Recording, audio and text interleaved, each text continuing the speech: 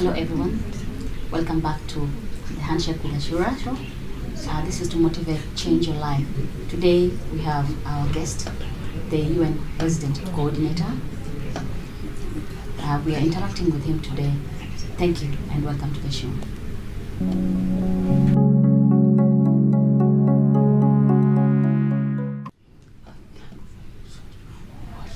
Thank you for your continued viewership. It's a normal show that motivates you. We have our sign language interpreter, who is Lucy Atieno. We're going to interact with the UN Residence Coordinator.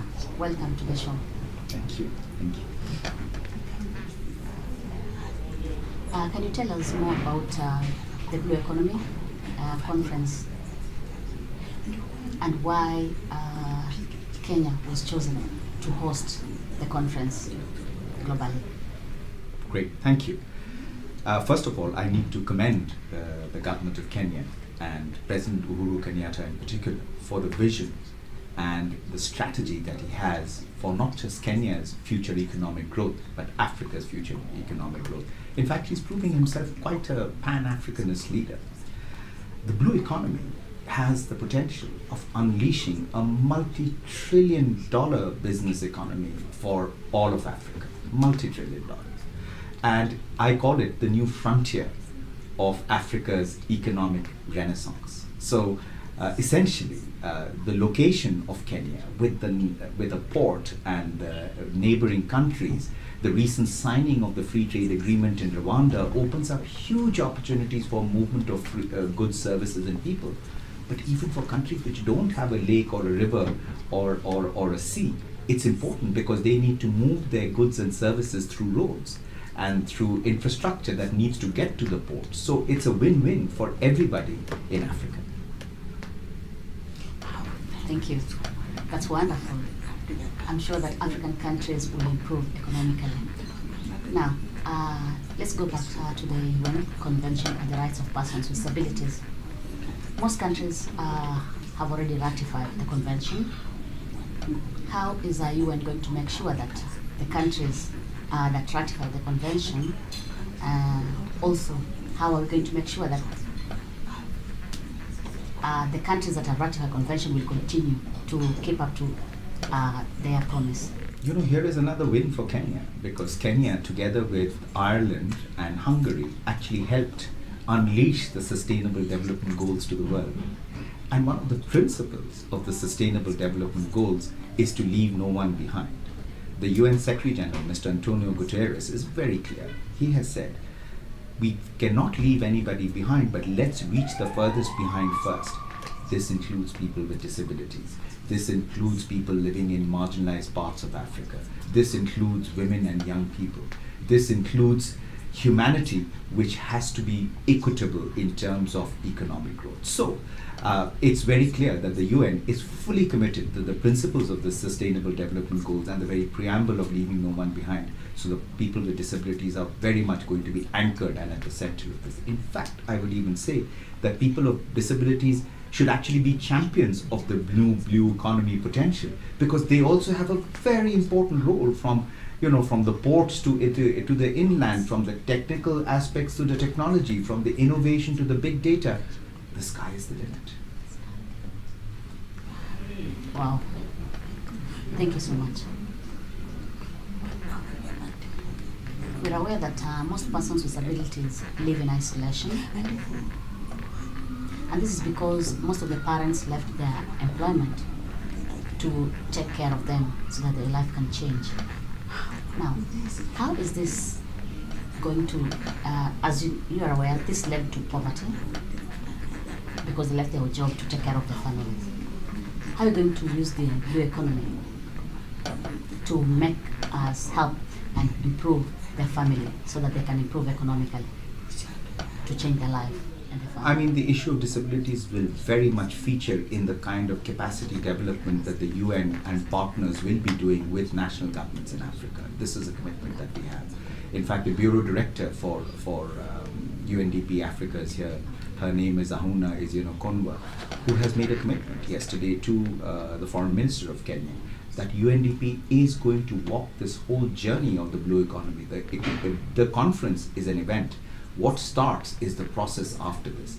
And one of the things that we will look at very clearly is the emphasis on making sure that no one is left behind, and that includes people with disabilities. And yes, there has been, in fact, throughout the world, there has generally been a shadow on people with disabilities. We have put the spotlight, the SDG has put a spotlight on that particular shadow. So no longer can it just be left behind. It's a principle, it's a commitment of the whole United Nations family to ensure that no one is left behind. Thank you very much. As we talk about the blue economy, the consumer market has been a barrier. It has ignored the deaf persons access to information, especially during advertisements, and how to use the product. We have our blind brothers and sisters who also have been ignored, especially on the expiry dates of the products. As we continue negotiating on the blue economy, how are we going to make sure that the information is accessible to our brothers and sisters? And also, the blue economy, do we have a strategy that we are going to have a part of communication? You know, it was very interesting. A few days ago, Mr. Paul Pullman, who's the CEO of Unilever, he's also the chair of the Kilimanjaro Blind Trust, which he and his wife Kim started. And I was there at an event. And what we realize is, for the private sector, people with disabilities is also a market. And we need to look at how to bring the public and the private sector together, not to look at people with disabilities as disadvantaged, but to look at them as an opportunity for their own potential growth. So it becomes a win-win. Again, and a case of economic interdependence is important here. So I just think that here is another opportunity that people with disabilities can actually benefit from looking at public-private partnerships. In fact, we want to see people with disabilities becoming more entrepreneurial, setting up more businesses that are focused towards people with disabilities. As I said, that's a whole new market which is sitting there untapped and unexploited. Thank you very much. Just to add to that question, we have countries that has tax exemption to promote personal disability economically. Does UN has a strategy or a way to make sure that opportunities are given to persons with disabilities? It is very much included in our job vacancies as well. People with disabilities and on gender are encouraged to apply. So the UN is very clear. The Secretary General is very clear. When he says no one to be left behind, he applies that to every principle and to every organization, and that includes the United Nations. Thank you very much. Thank you, viewers, for your continued support on Handshake with Ashura. We are breaking for a few minutes and we'll come back. Please continue watching. Thank you. Thank you very much.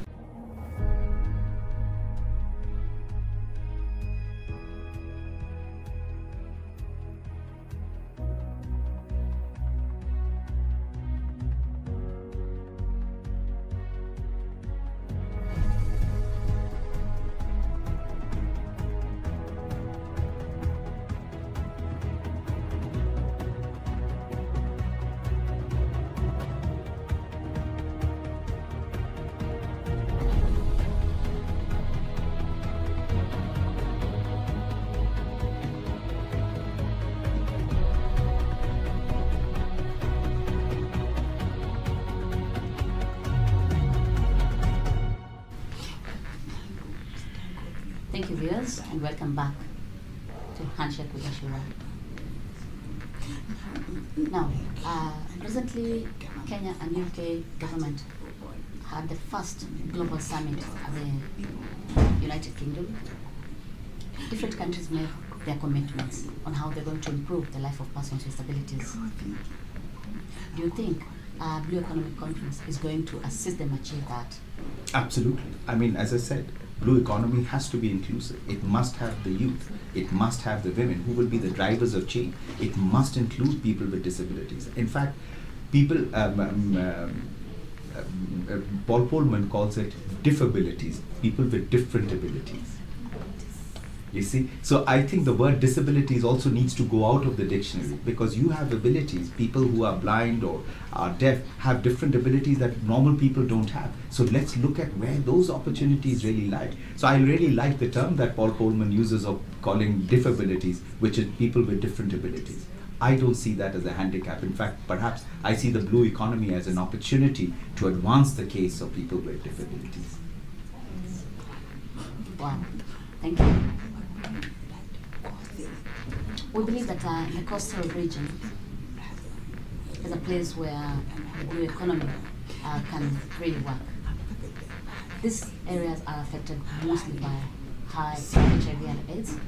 We have sexual violence amongst the youth that are affected by that, and especially for persons with disabilities.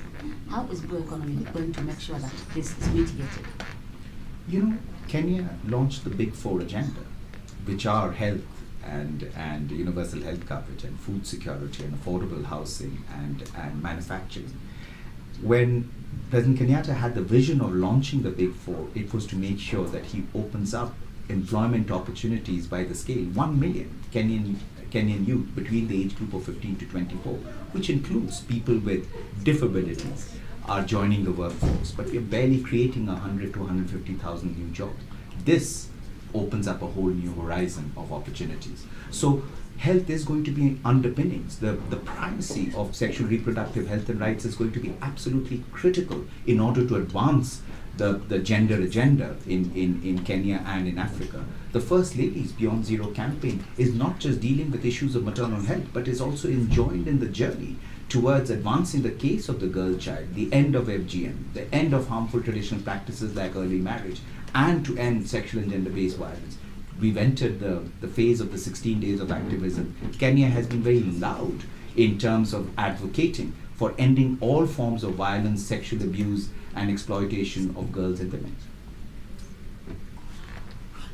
That's great. Thank you very much. As we go to the end of Blue Economy conference, we have individual countries. So, as a parting shot, how are we going to involve persons with disability in the blue economy in the future in different countries? From technology to innovation, a person with disabilities is not hindered to use a computer, is not hindered to use technology, is not hindered to use any of the modern day gadgets. Today, we can actually be working remotely from our homes. We don't have to always be in an office space. That the world has changed dramatically. And I think the three things, the convergence of big data, the convergence of innovation, the convergence of technology is going to be life-changing for everybody. I mean, today people who are war veterans who lost their limbs can actually walk with the kind of advancement that has taken place in prosthetics. So I just think that the sky is the limit. And I can see the progress that Kenya, which is also the hotbed of enormous innovation, would probably come up to many of the interesting solutions which are there. And perhaps those solutions are already there. It's a matter of bringing it in, but making it scalable, affordable, and available. Thank you very much. Thank you, viewers, for watching Handshake with Ashura. The blue economy is a way to promote lives of persons with abilities. And this reminds us that no one will be left behind. Let us work together. Thank you very much for watching Handshake with Ashura. Continue watching next Tuesday from 8 to 9 p.m. at the Science TV as we interact. We can also interact on our Facebook, Twitter. Thank you and see you next week. Thank you. Nice to meet you.